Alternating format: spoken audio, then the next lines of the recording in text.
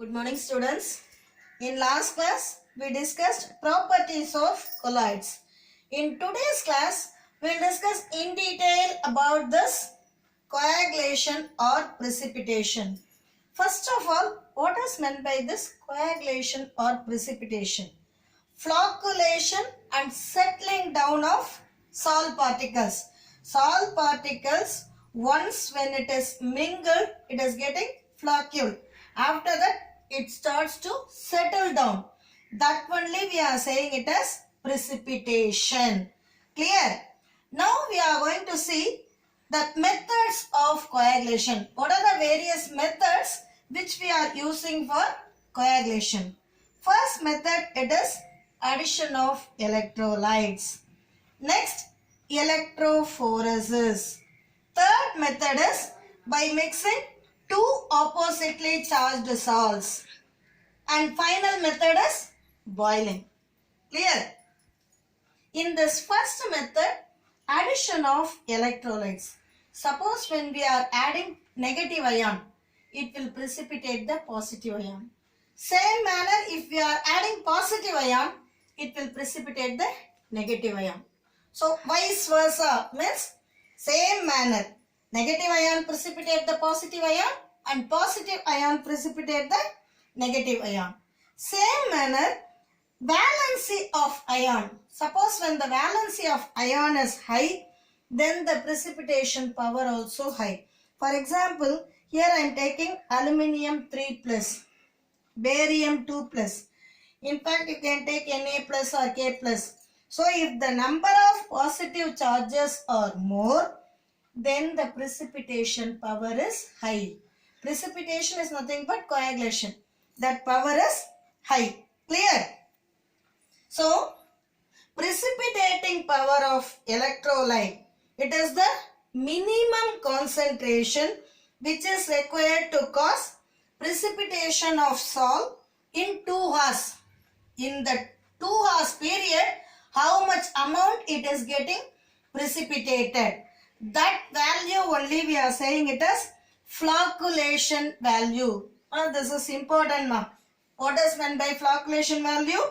Precipitation power of electrolyte. That is minimum concentration which is required to precipitate salt in 2 hours. That is called as flocculation value. If the flocculation value is more, then the precipitation is less. Flocculation value, it is inversely proportional to precipitation. Is it clear? So first method, addition of electrolytes. I think now it is clear to you. Next, it is electrophoresis. In last class itself, you know what is meant by electrophoresis. What is electrophoresis? Charged particles move under the influence of electric field. Okay, so charged particles, it is migrating due to the neutralization. For neutralization of charge, for that purpose only electrophoresis takes place. So even that is also a method of coagulation. Next, by mixing two oppositely charged salts.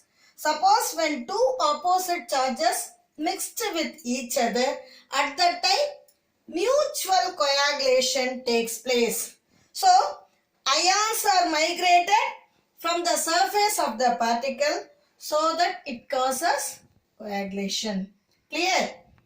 Finally, boiling. Suppose when we boil the colloidal solution, at that time also collisions will be more due to this boiling. At that time, this salt particle is nothing but colloidal particles. Colloidal particles combine and settle down. Now I am saying once again, students.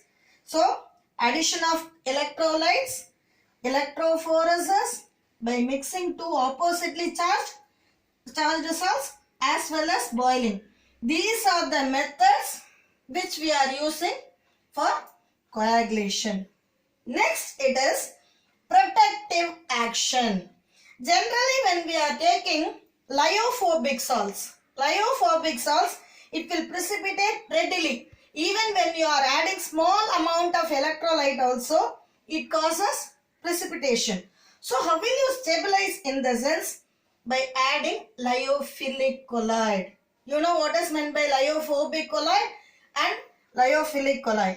Okay, for example, gold salt, it is lyophobic salt. For stabilization, we are adding gelatin, which is a lyophilic colloid. So, gelatin, which is a lyophilic colloid, is added to the gold salt for its stabilization. At last, it is one of the important concepts, student, gold number. Now I am going to say what is meant by this gold number.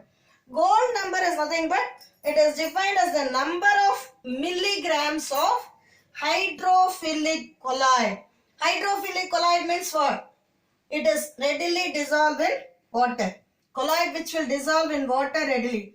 That will just prevent the precipitation of 10 ml of gold salt on adding 10% sodium chloride solution.